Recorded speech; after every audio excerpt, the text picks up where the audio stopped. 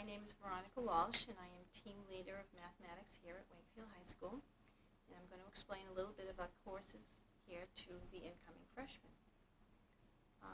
Basically, most freshmen will take geometry, and the geometry comes in two forms. First of all is the honest geometry, which is a more traditional approach, and then those students would go on to Algebra 2 and pre-calculus and end up their high school career in our advanced placement calculus, of which we also have 2 levels.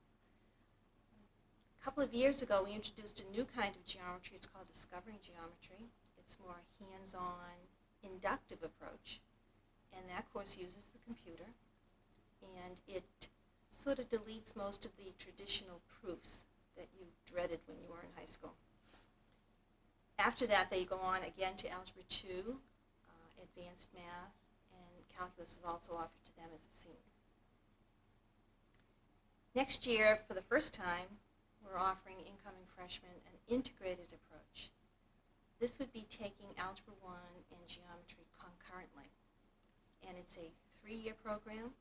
It replaces our Algebra 1A, 1B geometry sequence.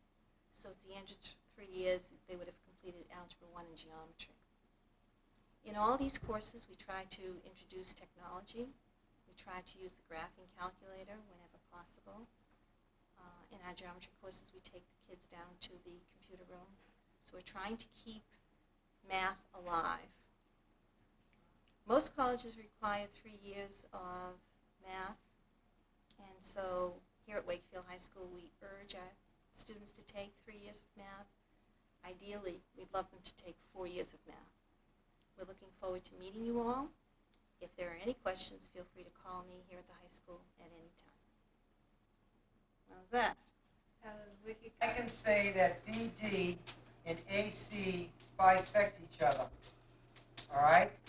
Now, what do you mean by bisecting? That means they meet where then, kids?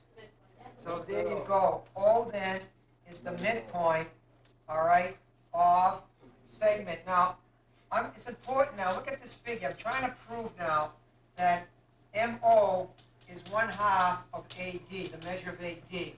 So my question is, I want to make O. I got my choice here. I can say O is the midpoint of AC, and I can say that O is the midpoint of BD. Which one do you think I should choose? O is the midpoint of which one of these segments? AB. All right. He says AB, but O is not even on AB, so that's wrong. Okay. AC. All right, she says AC, and I'm going to say, BD. all right, BD. We'll see why in a second, I hope. So let's say that O is the midpoint of segment BD. What All right,